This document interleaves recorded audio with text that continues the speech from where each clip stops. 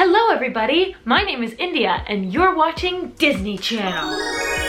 I always feel like I'm saying that when I'm like, hey, welcome back to my channel.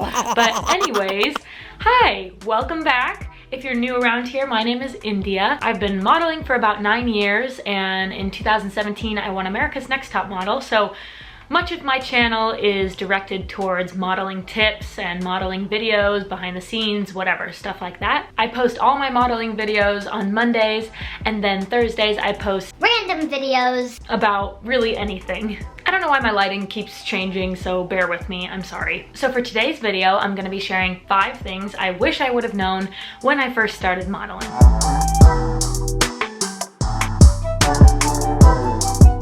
Okay, so the first thing, editorial shoots like magazines. Of course, we know all the big names, Vogue, Elle, Harper's Bazaar, yada yada yada, but there are so many smaller magazines, and a big part of modeling is doing photo shoots and submitting to those smaller magazines to get featured and get tear sheets for your book. So when I first started, I had no idea that you could just do a photo shoot and submit to be in a magazine. And basically for these editorials, you have to have like between 5 and 7 different looks with different hair and makeup, and so they take a long time and a lot of effort, and pretty much all editorials do not pay.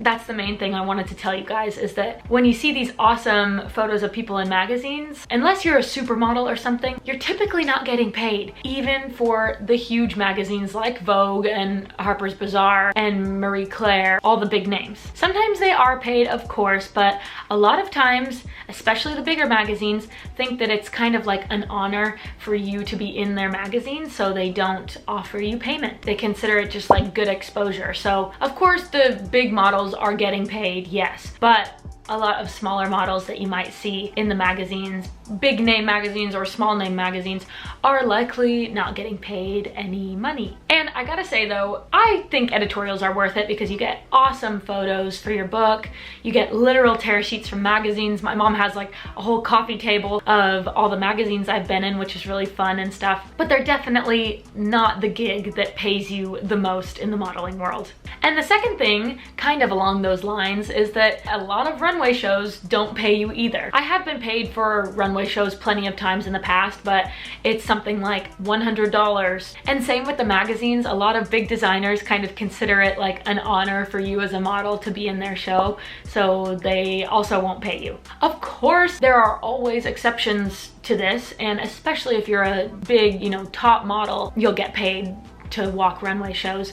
But I'm just saying, typically what I've experienced and what I've heard other girls experience is that you get very, very little pay or no pay. All right, for number 3, I wanted to talk about test shoots. So I had no idea when I first got started that you really have to build your book and work a lot for free to get experiences and just get a really nice, strong portfolio going. I still do test shoots today. Of course, I don't have to do as many because I have 9 years of experience with tons of photos, but when you're first starting out, you have to do a lot of test shoots. I remember my parents used to get so annoyed, like, you're doing another free one, because it would be a ratio of like 5 free ones to 1 paid one, and that's just how it goes in the beginning. It's also really good just for getting to know makeup artists, photographers, stylists, so that when those paid shoots come up and they're like, hey, we need a model for this shoot, you're the first person they think of. It's really good to get to know the industry in your city.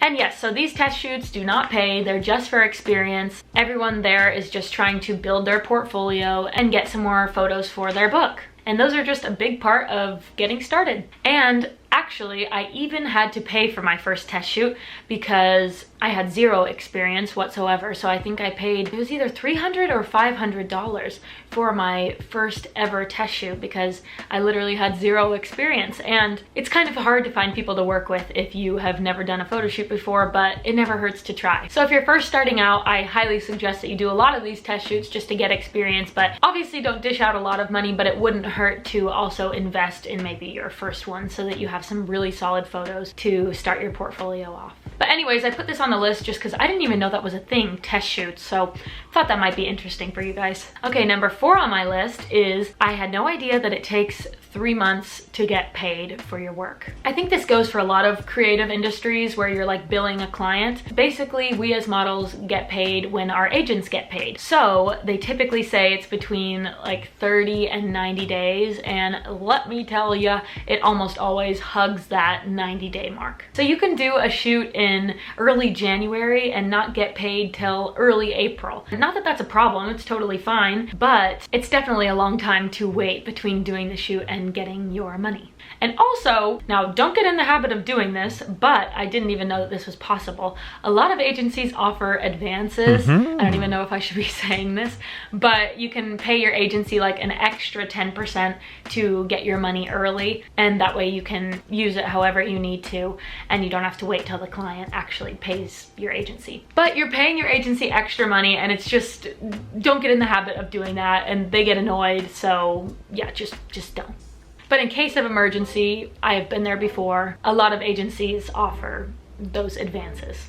All right, the last thing on my list, number 5, is model apartments. Basically, your agency has an apartment in the city where they put up a bunch of models and you get to live there for free. Well, not really for free, but they put you up there for no charge to you, and then they start sending you out on castings and you start booking work, and they basically take your rent for the model apartment out of your paid jobs. So this is really cool because if you're in like your little small town or whatever and you're trying to break into the industry in LA or New York, once you have an agency, which if you don't, you can watch my video on how to become a model on my channel. But yes, once you have an agency, they'll oftentimes front your flight, they'll front your living expenses, and a lot of agencies will even give you pocket money just to buy groceries and get through your day. And I had no idea this was even an option. If I knew, maybe I would have made the jump to another market outside of Seattle a little sooner, but I was intimidated by the costs, and I didn't even know that you were allowed to do that, or that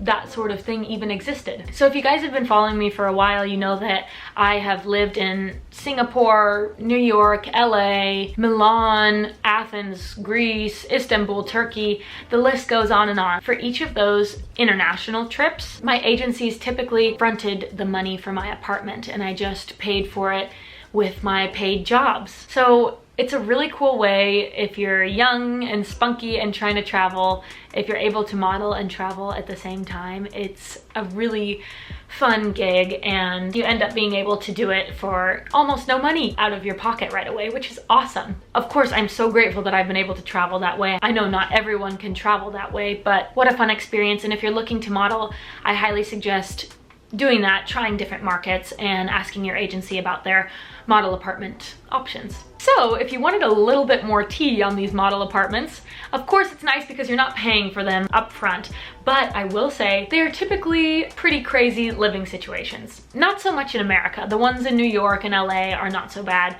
but the ones overseas will be like 9 girls in a 2-bedroom apartment or something like that. So first of all, the sleeping quarters are just really hectic, and girls are getting home at friggin' 5 a.m. after partying, and it can be a very interesting way to live. And girls are stealing your food from the fridge. You have to like label everything, and girls not washing their dishes and fighting over the laundry machine. So it's a lot. But on the plus side, I have met some of my lifelong best friends through living in these model apartments. So if you're young and trying to model, I totally suggest trying the whole model apartment thing once in your life. It's pretty fun. You'll make some awesome memories, and it also just allows you to get out there and start modeling if you maybe don't have the money to move to a different country and start your career on your own. So that completes my list of 5 things I wish I would have known when I first started modeling. Thanks for watching. I hope you found this somewhat interesting. It doesn't really help or hurt you to know any of those things. I just thought it was interesting, and there are so many more now that I'm thinking of it. Those were just the ones I thought of off the top of my head. So maybe I'll make a part 2 to this, but